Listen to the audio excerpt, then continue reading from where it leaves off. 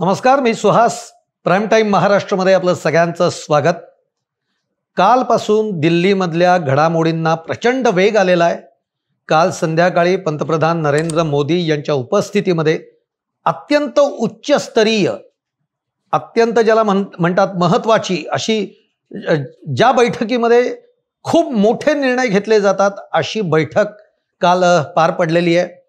यामध्ये पंतप्रधान नरेंद्र मोदी उपस्थित होते, गृहमंत्री अमित शहा, संरक्षण मंत्री, विदेश मंत्री, त्याचप्रमाणे तिन्ही दलाचे प्रमुख या बैठकीला हजर होते. आणि या बैठकीमध्ये पंतप्रधान नरेंद्र मोदी यांनी एकच गोष्ट सांगितली की पाकिस्तानला धडा शिकवणं हीच आता आपल्या देशाचा संकल्प आहे. आता हा धडा कसा शिकवायचा, कधी शिकवायचा, यासाठी योग्य वेळ कोणती, कोणत्या मार्गाने जायचं, याचे सर्वाधिकार जे आहेत हे सर्वाधिकार हे तिन्ही दलांच्या प्रमुखांना त्यांनी देऊन टाकलेले. म्हणजे जी मोठी राष्ट्र असतात त्यांचे जे अध्यक्ष असतात ते ज्या पद्धतीने प्रगल्भतेने जो निर्णय करत असतात तशा पद्धतीनं नरेंद्र मोदी यांनी कालच्या बैठकीत हा निर्णय दिलेला आहे. त्यांनी आपल्या संरक्षण विभागावर पूर्ण विश्वास टाकलेला आहे आणि त्यांना सांगितलं की याबाबतची रणनीती आता ही तुमच्याकडे, तुम्ही आखायचे, तुम्ही ठरवायचंय. अटॅक करायचा तर तो किती करायचा, कसा करायचा, कधी करायचा. या सगळ्या गोष्टींनंतर तिकडे पाकिस्तान प्रचंड घाबरलाय. दिल्लीमध्ये बैठकांवर बैठका होत आहेत, कारण रात्री उशिरापर्यंत बैठका होत्या. आज सकाळपासून सुद्धा बाकीच्या इतर मंत्र्यांच्या बरोबरच्या काही महत्त्वपूर्ण बैठका पार पडलेल्या आहेत. आत्ता जेव्हा मी हा व्हिडिओ करतोय, दुपारची वेळ आहे, माझ्यामध्ये पुढच्या 15-20 मिनिटामध्ये पत्रकार परिषद सुद्धा घेतली जाणार आहे की नेमकं या ज्या बैठका आहेत या बैठकांमधनं काय निर्णय झालेले आहेत हे कदाचित लोकांना सांगितले जातील. पत्रकार परिषद त्यासाठी आयोजित केलेली आहे. एकीकडे हा सगळा भाग आहे कारण पहलगामवर जो हल्ला झाला दहशतवादी, पंतप्रधान मोदींनी त्याच दिवशी जे स्टेटमेंट केलंय ते फार महत्त्वाचं आहे की भारताच्या आत्म्यावरचा हा हल्ला आहे आणि त्यामुळे आता कोणत्याही परिस्थितीत भारत मागे हटणार नाही, हे तर एकूण या सगळ्या घडामोडींवरनं आपल्या लक्षात येत आहे.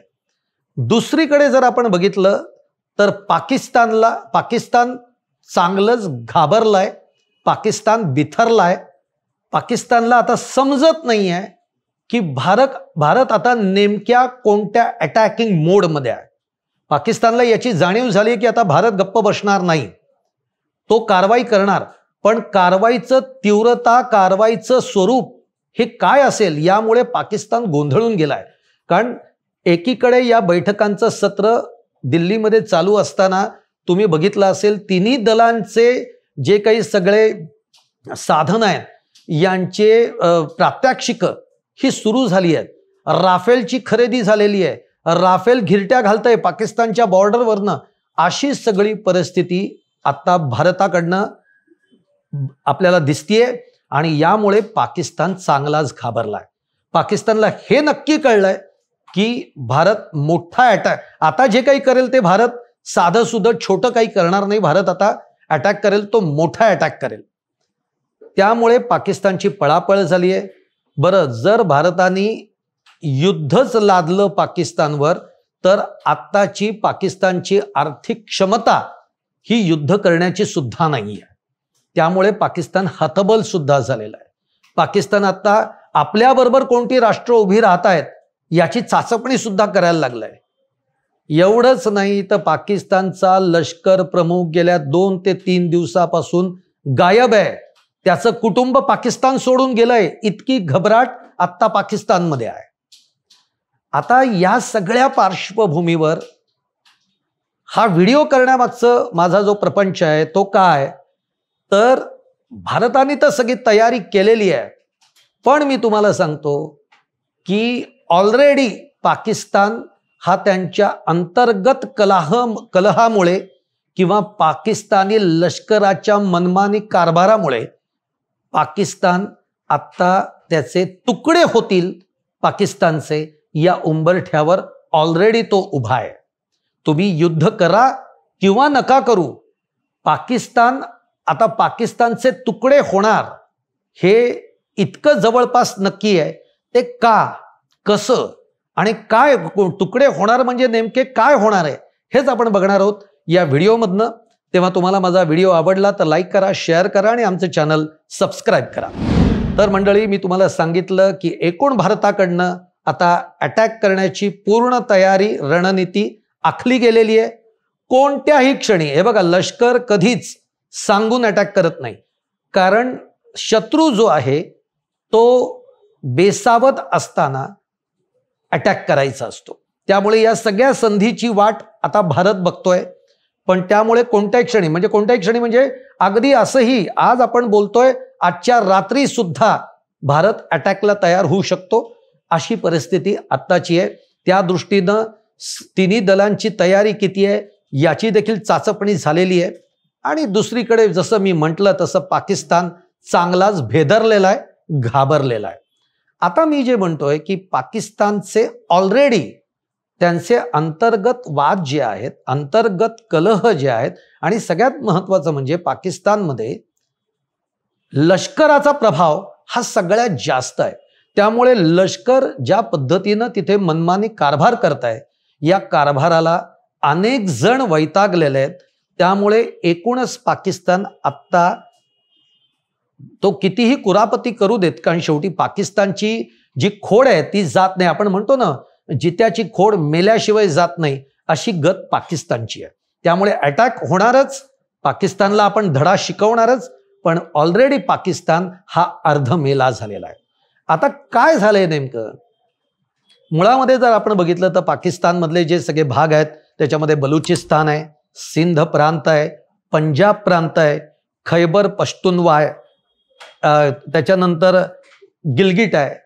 हे जे सगळे भाग आहेत, हे भाग मिळून तो पाकिस्तान आपण म्हणत असतो. आता या प्रत्येक भागामध्ये कोणत्या ना कोणत्या तरी मुद्द्यामुळे, विषयामुळे इतका कलह टोकाला गेलाय की कोणत्याही क्षणी हे म्हणजे आत्ता तिथे ऑलरेडी एकमेकांच्या विरोधामध्ये लढाया चालू आहेत, माणसं मारली जात आहेत, अशी परिस्थिती आहे. आता आपण यातला बलुचिस्तानचा जरी नुसता विचार करायचा झाला तर तुम्हाला आठवत असेल, आत्ताच म्हणजे मार्च महिन्यामध्ये बलुचिस्तानमधनं जी ती एक ट्रेन त्यांची धावते, ती ट्रेन हायजॅक करण्यात आली. यामध्ये पाकिस्तानच्या लष्कराचा देखील खूप मोठा सहभाग आहे. यामध्ये जवळपास 35-38 जणांचा मृत्यू झालेला आहे. आणि त्यामुळे बलुचिस्तान जे आहे, हे बलुचिस्तान या सगळ्या घटनेमुळे भयंकर संतापलेला आहे. मुळामध्ये बलुचिस्तान हा पाकिस्तानचा अत्यंत मोठा भाग मानला जातो. म्हणजे पाकिस्तानचा जेवढा म्हणून काही नकाशा आहे त्यातला 42% भाग म्हणजे भूभाग हा बलुचिस्तानचा आहे. त्यामुळे एवढा मोठा भूभाग जरी असला तरी बलुचिस्तानमध्ये राहणारे जे बलूच, ही एक जमात आहे. ही जमात त्या बलुचिस्तानमध्ये आहे. या बलूच लोकांची सुद्धा एक संस्कृती आहे, एक परंपरा आहे. आणि त्यांना आता काही झालं तरी त्यांना पाकिस्तानी लष्कर जे आहे, या लष्करासोबत आता राहायचं नाहीये. आता त्यांना बलुचिस्तान हा एक स्वतंत्र त्यांना राष्ट्र निर्माण करायचं आहे, त्याची मागणी ते गेल्या काही वर्षांपासून करतायत. पण आता मात्र ती अत्यंत तीव्र झालेली आहे.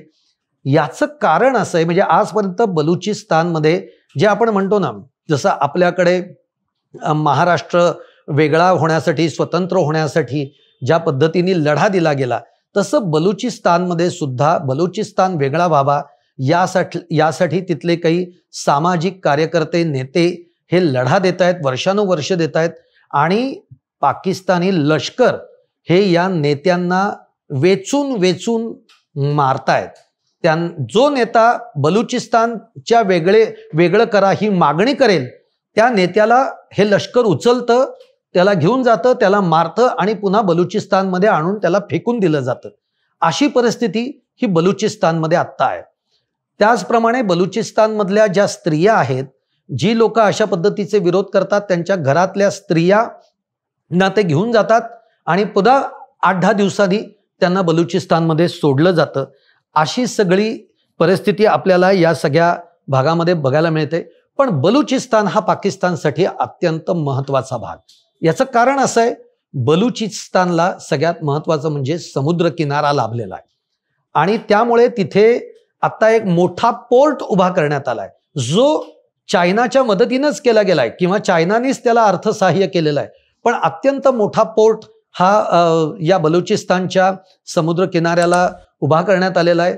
आता या पोर्टवर म्हणजे चायना ते बलुचिस्तान, चायना पाकिस्तान कॅरिडॉरचा जो आपण भाग म्हणतो तोच हा भाग समजला जातो आणि या सगळ्या पोर्टवर आता चायनाचं खूप मोठं साम्राज्य तिथे पसरलेलं आहे. दुसरी गोष्ट जर बलुचिस्तानची आपण वैशिष्ट्य म्हणून बघितलं तर आज आपण बदाम असतील, अंगूर आहे, सफरचंद, खजूर, ही सगळी जी शेती आहे ही बलुचिस्तानमध्ये होती आहे आणि एकूण व्यापाराच्या दृष्टीनं सुद्धा बलुचिस्तान हा खूप मोठा भूभाग म्हणून समजला जातो. साधारणतः 1947 मध्ये आपण बघितलं की भारत आणि पाकिस्तान यांचं विभाजन झालं, तेव्हापासून बलुचिस्तान आजला असं वाटतंय किंवा तिथल्या बलुची लोकांना असं वाटतंय त्यांना पाकिस्तान बरोबर जायचं नव्हतं, तेव्हापासूनच त्यांना स्वतंत्र राष्ट्र बलुचिस्तान करायचं होतं. पण जिना जे होते त्या जिनांनी त्यांच्यावर दडपण आणलं आणि धाक दपटशा ज्याला आपण म्हणतो अशा याच्याने बलुचिस्तान हा त्यांनी पाकिस्तानमध्ये समावेश करून घेतला आणि त्यामुळे आज बलुचिस्तानची मागणीच स्वतंत्र होण्याची आहे. आणि त्या पद्धतीने आता बरं या ट्रेनचं हायजॅक झाल्यानंतर बलुचिस्तानमध्ये प्रचंड मोठा उद्रेक झालेला आहे, संताप आहे आणि कोणत्याही क्षणी बलुचिस्तान म्हणजे आता या छोट्या मोठ्या घटना या पाकिस्तानमध्ये घडतायत, एकमेकांना मारण्याचे त्याचे दाखले आहेत, पाकिस्तानच्या पेपरमधनं ते सगळं आलेलं आहे. त्यामुळे बलुचिस्तान हा पाकिस्तानमधला अशांत भाग आहे जो कधीही अटॅक करू शकतोय अशी परिस्थिती आहे. दुसरा येतो सिंध प्रांत. सिंध प्रांत म्हणजे सिंधू. आता हे सगळी सिंधी जमात ज्याला आपण म्हणतो ही या प्रांतामध्ये जास्त आढळते. सिंधू म्हटल्यानंतर सिंधू नदी आली, सिंधूवरनच पुढे नदीच्या पलीकडचे आपण म्हणून हिंदू आलो. आता सिंधू नदीवरनं सध्या तो करार स्थगित केलाय भारताने, त्यामुळे त्याच्यावरनं एक सगळा प्रचंड मोठा बवाल सुरू झालेला आहे.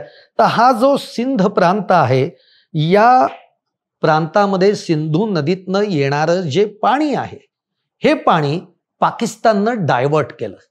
हे कुठं केलं? त्याच्यासाठी त्यांनी कॅनॉल बांधला. हे पाणी कुठं डायव्हर्ट केलं तर आपल्या राजस्थानच्या बॉर्डरला जे लागून पाकिस्तानचा जो भाग येतो या भागामध्ये पाकिस्तानची लष्करी तळं आहेत.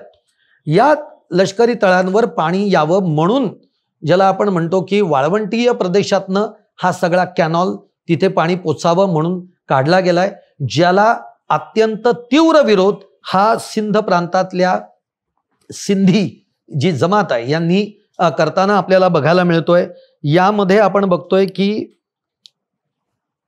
आता सिंध प्रांत म्हणल्यानंतर आणि सिंधी जमात म्हणल्यानंतर तुमच्या एक गोष्ट लक्षात आली असेल, हा सगळा व्यापारी प्रदेश आहे. याच भागातनं, कारण सिंध प्रांतातनच पुढे कराचीच्या मार्केटमध्ये म्हणा किंवा कराचीच्या दिशेनं कराची शहराकडे सगळा व्यापार हा सिंध प्रांतातनं होत असतो.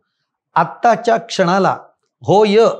क्षणाला म्हणजे मी जेव्हा हा व्हिडिओ करतोय या क्षणाला सिंध प्रांतामध्ये या पाणी वळवण्याच्या निर्णयामुळे पाकिस्तानच्या इतकी अशांतता माजलेली आहे की आता तिथल्या सिंधी जी जमात आहे, तिथले जे लोक आहेत त्यांनी रस्ते, हायवे जे आहेत ते अडवून धरलेले आहेत. आता हजारोंच्या संख्येनं ट्रक तिथे थांबलेले आहेत. लाखो करोडोचा माल गेल्या 4 ते 5 दिवसापासून तिथे अडकून पडलेला आहे. त्यांनी पूर्ण व्यापार होऊ द्यायचा नाही अशा पद्धतीची भूमिका घेतलेली आहे, कारण त्यांना सुद्धा सिंध प्रांत हा वेगळा हवा आहे. म्हणजे आज तुम्ही बघा, एकीकडे बलुचिस्तान त्यांना स्वतंत्र राष्ट्र म्हणून हवाय, इकडे आपण सिंध प्रांतची कथा बघतोय. सिंध प्रांत हा अशांत आहे, त्यांना सुद्धा पाकिस्तानमध्ये आता पाकिस्तान बरोबर राहायचं नाहीये, त्यांनाही स्वतंत्र व्हायचं आहे. ही त्यांची इच्छा आहे. त्यामुळे या दोन भूभागांबद्दल आपण बोललो. पुढचं आहे खैबर पश्तूनवा. आता खैबर पश्तूनवा हे देखील त्यांना एक स्वतंत्र राष्ट्र हवं आहे. रोज तिथे, आता याची गंमत अशी आहे की हे राष्ट्र, हा जो भाग आहे पश्तूनवा, हा अफगाणिस्तानच्या बॉर्डरला लागून आहे. आणि या खैबर पश्तूनवाचे जे तिथले नागरिक आहेत त्यांना हा आपला प्रांत हा अफगाणिस्तान बरोबर जावा अशी इच्छा आहे, पण पाकिस्तान बरोबर त्यांची राहण्याची इच्छा नाही. म्हणजे स्वतंत्र एक वेळ नाही झालं तरी चालेल, पण आपण अफगाणिस्तान बरोबर जायला ते तयार आहेत, पण पाकिस्तान बरोबर नाही. कारण पाकिस्तान आर्मीच्या एकूण सगळ्या मनमानी कारभाराला खैबर पश्तूनवा मधली जी लोक आहेत ती कंटाळली आहेत, वैतागलेली आहेत. आणि म्हणून ते तालिबानच्या मदतीनं तिथं अनेक छोटे मोठे ज्याला आपण युद्ध सदृश परिस्थिती निर्माण होते या दोन भागांमध्येच, म्हणजे हल्ले घडवले जात आहेत एकमेकांवर. आणि हा जो खैबर पश्तूनवा भाग आहे, इथली माणसं ही अफगाण लोकांबरोबर जास्त कम्युनिकेशन मध्ये आहेत. हे पाकिस्तानला आवडत नाही, म्हणून पाकिस्तान हल्ले करत आहे. आत्ताची ही स्थिती आहे. त्यामुळे हा खैबर पश्तूनवा हा सुद्धा जो प्रदेश आहे हा त्यांना स्वतंत्र हवाय, ही स्थिती आत्ता पाकिस्तान मधली आहे. जेव्हा आपण पाकिस्तान बरोबर युद्ध करण्याच्या गोष्टी करतो तेव्हा आपल्याला आत्ता पाकिस्तान मधली स्थिती काय आहे ही देखील समजून घेणं हे फार महत्वाचं आहे. आणि म्हणून हा व्हिडिओतनं आपण बघतोय. आता पुढचा जो फार महत्वाचा प्रांत आहे त्यांचा तो म्हणजे बाल्टिस्तान. बाल्टिस्तान हा जो भाग आहे तो या जगाच्या नकाशावर जेवढी काही सुंदर स्थळं असतील तसंच हा एक बाल्टिस्तानचा भाग आहे. अतिशय सुंदर असा भाग आहे. पण पाकिस्ताननं अक्षरशः तो सगळा भाग हा बेसूर करून टाकलाय, भकास करून टाकलेला आहे. कारण या बाल्टिस्तानमध्ये तुम्ही जर बघितलं तर खनिज संपत्ती ही प्रचंड मोठ्या प्रमाणात आहे.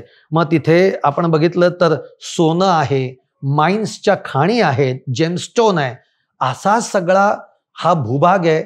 आणि या भूभागावर जर चीनची नजर नसेल तर काही वेगळं सांगायची गरजच नाही आहे. कारण मुळात बाल्टिस्तान हा चीनच्या सीमेला लागून असणारा भाग आहे. त्यामुळे चीनची नजर बाल्टिस्तानवर आहे. चीन कधीही बाल्टिस्तानला गिळंकृत करू शकेल अशी स्थिती आहे. आणि याशिवाय एक तर मुळामध्ये चीन मोठ्या प्रमाणामध्ये पाकिस्तानला अर्थसहाय्य करतंय आणि कसं पाकिस्तानला गिळायचं याची योजना आखतंय. त्यातून माइन्स आहे, तिथून जेमस्टोन सारखे, सोन्यासारखे तिथे खनिज आहेत. याच्यावर कब्जा करण्यासाठी तिथे चीन तयारच आहे. तयार नव्हे, पाकिस्तानली काही भाग त्यातला काही गोष्टी या चीनकडे कॉन्ट्रॅक्ट दिलेलं आहे. त्यामुळे आता तिथे चीनचे कॉन्ट्रॅक्टर काम करतायत. या माइन्समधनं सगळं खनिज काढण्याचं काम तिथे सुरू आहे. अशा या बाल्टिस्तानमध्ये तुम्ही एक गोष्ट जर नोटीस केली असेल तर इम्रान खान म्हणजे पाकिस्तानचे माजी पंतप्रधान इम्रान खान. ते आता माझ्या मते कारागृहात आहेत. पण इम्रान खान यांचं आता भारत आणि पाकिस्तानला घेऊन एकही वक्तव्य आलेलं नाही आहे. खरं तर इम्रान खान अनेक वक्तव्य करण्यामध्ये फेमस आहेत, पण आता भारत पाकिस्तानच्या या युद्धजन्य स्थितीवर त्यांचं एकही वक्तव्य नाही. का तर इम्रान खान किंवा त्यांची जी पार्टी आहे त्या पार्टीला सुद्धा असं वाटतंय हे युद्ध व्हावं आणि पाकिस्तानच्या लष्करी या मनमानी सगळ्या जाचातनं आपण स्वतंत्र व्हावं, हीच मागणी इम्रान खान आणि त्यांच्या पक्षाची सुद्धा आहे. म्हणजे बाल्टिस्तानला सुद्धा स्वतंत्रता हवी आहे पाकिस्तानकडून आणि पाकिस्तानच्या आर्मीकडून. आता राहिला तो पंजाब प्रांत अगदी छोटा प्रांत आहे. म्हणजे आपलं भारतातलं एखादं राज्य जरी घेतलं तरी त्या राज्याच्याही कमी एवढं तो प्रांत आहे. तो कोणत्याही क्षणी म्हणजे तो जरी काही इकडं आला तिकडं राहिला तरी फारसा फरक नाही. पण हे जे सगळ्यात महत्वाचे भाग जे मी तुम्हाला म्हणलं, या भागाचे जर तुकडे झाले तर पंजाब प्रांत एकटाच उरतो. म्हणजे थोडक्यात या पाकिस्तानचे 5 तुकडे होण्याच्या स्थितीमध्ये आत्ताच्या क्षणी हा पाकिस्तान आहे. त्यामुळे भारत इथं युद्धाची रणनीती सगळं आखती आहे आणि आपण भारताने धडा शिकवायलाच पाहिजे. पण आधीच तो पाकिस्तान अर्धमेला झालाय, ज्याचे तुकडे व्हायची वेळ आली आहे. त्यामुळे तुम्ही युद्ध करा किंवा नका करू, असाही पाकिस्तान हा आता राहणार नाहीये. तुम्हाला माझा हा व्हिडिओ कसा वाटला? तुमच्या काही कमेंट्स असतील तर त्याही तुम्ही आवर्जून कमेंट बॉक्समध्ये कळवा. आणि माझ्या व्हिडिओला लाईक करा, शेअर करा आणि आमचं चॅनल सबस्क्राईबही करा.